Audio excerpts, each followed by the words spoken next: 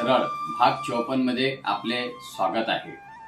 आपला आजचा विषय श्री रामनवमी, रामत्व जगण्याची गरज। राम नाम की ज्योत जलाओ, अंधेरों में भी राह बनाओ। राम नाम की ज्योत जलाओ, अंधेरों में भी राह बनाओ। सत्य और धर्म की राह पे चलकर, सत्य और धर्म की राह पे चलकर अपने जीवन को सफल बनाओ, अपने जीवन को सफल बनाओ। नमस्कार। रामनवमी म्हटल्यानंतर एकदम लक्षात येतं प्रभू श्री रामचंद्र यांचा जन्मोत्सव।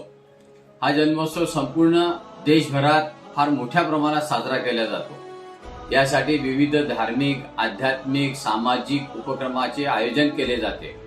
भारतीय संस्कृतीमध्ये खूप आदराने प्रभू श्रीराम यांचे नाव घेतले जाते।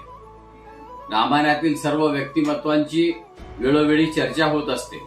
त्यांच्या नावाने उत्कृष्ट कार्याची कधी कधी टीकात्मक उपहासाने उदाहरणे दिली जातात। संपूर्ण रामायण प्रभू श्रीराम यांच्या उत्तुंग आदर्शाने भरलेले असून त्यांचे आदर्श आजही प्रेरणादायी आहेत। रामायणात अनेक व्यक्तींचे आदर्श मांडले आहेत, मात्र मर्यादा पुरुषोत्तम प्रभू श्रीराम यांचे जे जीवन मूल्यांचे आदर्श सर्वांसाठी मार्गदर्शक ठरतात।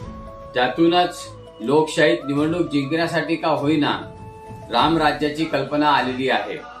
रामराज्य म्हणजे केवळ धार्मिक संकल्पना नसून न्याय, पारदर्शकता, समानता आणि लोकहित यावर आधारलेली एक आदर्श शासन व्यवस्था आहे। प्रत्यक्षात आजही अशा रामराज्याची तेवढीच गरज आहे। आज काळ बदलला, गरजा बदलल्यात, मात्र मानवी मूल्य शाश्वत असून आजही आदर्शांची चर्चा होऊन ते आदर्श प्रत्येकात कसे उतरतील हे पाहणे, त्यासाठी धार्मिक, आध्यात्मिक व सामाजिक संस्कार करणे गरजेचे झाले आहे। प्रभू श्रीरामचंद्राचे रामायण म्हटले की आदर्श पती कसा असावा, आदर्श भाऊ कसा असावा, आदर्श पिता कसा असावा आणि आदर्श शत्रू कसा असावा, या सर्व प्रश्नांची उत्तरे सापडतात। या उलट अधीनस्थ कर्मचारी कसे असतात किंवा प्रजा कशी असते याबाबतही माहिती मिळते।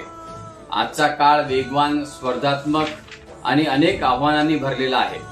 तरुणांसाठी तर करिअरची धडपड, सोशल मीडियाचा प्रभाव, तुलना, ताणतणाव आणि मूल्यांची घसरण यांचे आव्हान आहे।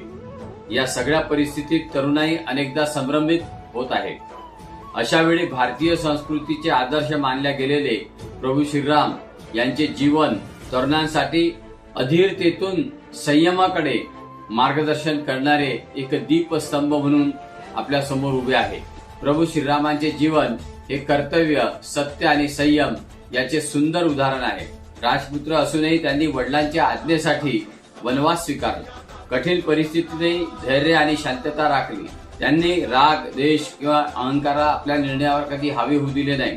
त्यांनी नेहमी सत्याचा मार्ग स्वीकारला। तेव्हा आजच्या तरुणांनाही आपल्या जबाबदाऱ्या ओळखून त्या प्रामाणिकपणे पार पाडण्याची गरज आहे। अनेक छोट्या अडचणीमध्ये खचून न जाता समस्यांना सामोरे जाण्याची व भावनांवर नियंत्रण ठेवण्याची प्रेरणा यातून मिळते। न्याय, समानता आणि लोकहित यांच्या आधारे रामराज्य स्थापित करता येते हे यातूनच समजते। आजच्या काळात आदर्श घेण्यासारखे कुणी नाही असे आपण सर्रासपणे बोलतो। वास्तविक असे काही नसते। आदर्श घेण्यासाठी आपल्याला समोरच्या व्यक्तीच्या नकारात्मक बाबीकडे दुर्लक्ष करावे लागते। रामायणामध्ये आदर्श फक्त प्रभू श्रीराम यांच्याकडे होते असे नाही, तर काही आदर्श रावणाकडे सुद्धा होते, विभीषणाकडे सुद्धा होते। या दोन्ही पात्रामधील नकारात्मकता बाजूला ठेवून सकारात्मकतेचा भाग बघितला तर आपल्याला आदर्श घेता येतील। मात्र आजच्या युगाचा आदर्श तर पैसा आहे, पैसा है तो सब कुछ है असे सांगून आदर्श गमविणारे खऱ्या अर्थाने कधी सुखी होऊ शकत नाही। आदर्श हे जगण्याचे मार्ग सुकर करतात आणि एक परंपरा निर्माण करतात। आदर्श स्वीकारले तरच रामत्व अंगीकारता येते आणि खरे रामत्व म्हटले तर सत्य, कर्तव्य आणि मूल्यांवर आधारित जीवन जगणे हे होय। रामनवमीच्या निमित्ताने वाहनांची रॅली काढणे किंवा शोभायात्रा काढणे किंवा गुलाल उधळत जय श्रीराम म्हणत आयुष्य सुखकर होणे हे कठीण आहे। केवळ उत्सव साजरा न करता आपण आपल्या आचरणात रामत्व आणण्याचा संकल्प करूया, हेच खरे प्रभू श्रीरामांना अभिवादन ठरेल। शेवटी मला एक शेर आठवतो, जो राम को अपनाता है वही जीवन का अर्थ समझ पाता है। जो राम को अपनाता है वही जीवन का अर्थ समझ पाता है।